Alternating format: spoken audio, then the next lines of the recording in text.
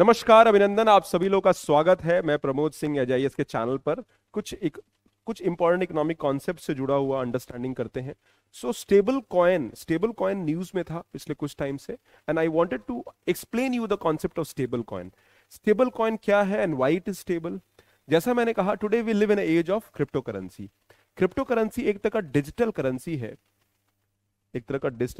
है, और ये एक digital currency has created maybe a new payment system, एक पैरेलल पेमेंट सिस्टम को क्रिएट किया है। With the growth of bitcoin, 2009 में बिटकॉइन की स्टार्टिंग हुई, फिर इथीरियम, फिर लाइट कॉइन, फिर डॉज कॉइन, ऐसे करके there are hundreds of crypto currencies which are there. और ये जितने भी क्रिप्टो करेंसीज हैं, यहाँ पे क्रिप्टोग्राफी यूज होता है।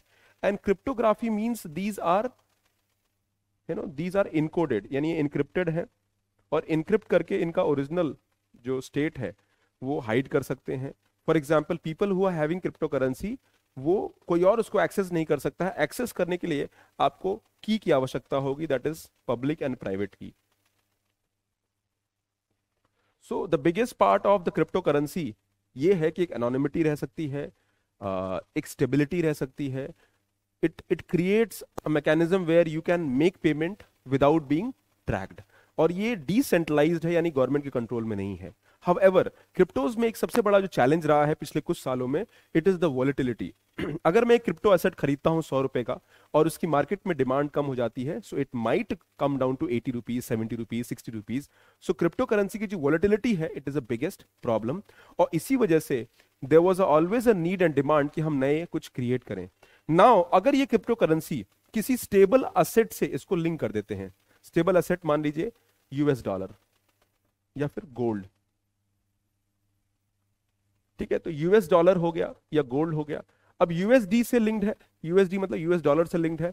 अगर यूएस डॉलर से आपने लिंक किया, विच मींस यूएस डॉलर की वैल्यू जो है ऊपर नीचे होगी, तो ही क्रिप्टो करेंसी ऊपर नीचे होगा। But dollar is a relatively stable currency, gold एक रिलेटिवली स्टेबल असेट है, इस वजह से क्रिप्टोज की असेट की वैल्यू जो है फ्लक्चुएट नहीं होगी। And that is what stable coins are. Stable coins are crypto currencies which are linked with a stable asset, और उसके जो अंडरलाइंग असेट है वो स्टेबल है, and they are relatively doing better.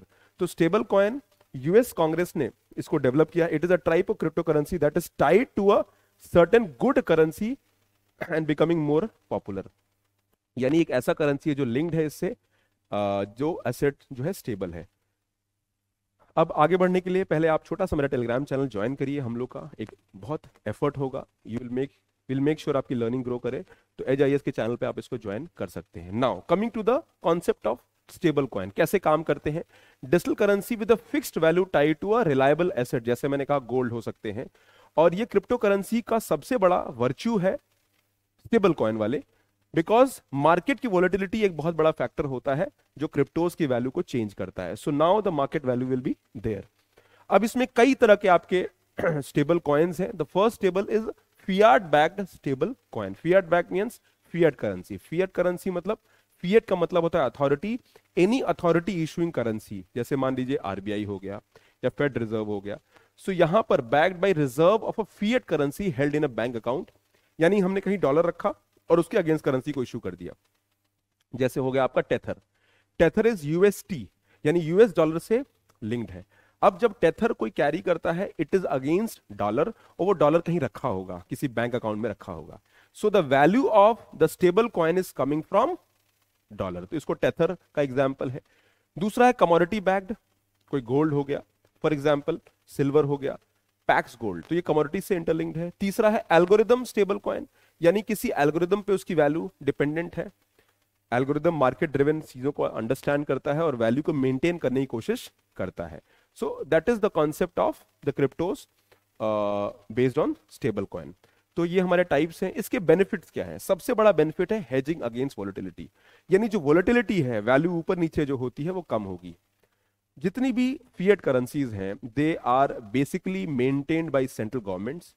Central government या banks maintain करते हैं। RBI हो गया, फेड रिजर्व हो गया, या इरेस्पेक्टिवली हर कंट्री की अपना एक रिजर्व बैंक या सेंट्रल बैंक होता है। तो ये लोग क्या करते हैं, they make sure that there currency is stable, और उस करेंसी की स्टेबिलिटी को मेंटेन करने की कोशिश भी करते हैं। फॉर एग्जाम्पल, इंडिया का रुपी और डॉलर में वोलेटिलिटी अगर होता है, सो आरबीआई इज रिस्पॉन्सिबल कि उसको मेंटेन करे और वॉलेटिलिटी में उसको कंटेन करने की कोशिश करे। सो यहाँ इन्वेस्टर को वॉलेटिलिटी के अगेंस्ट एक बेनिफिट मिलता है, एक्सपोजर आपका कम होता है, because it is pegged to a stable asset. ये बिटकॉइन या इथेरियम में नहीं होगा। सो इन्वेस्टर के लिए सबसे बड़ा फायदा होता है। The second part is flexibility.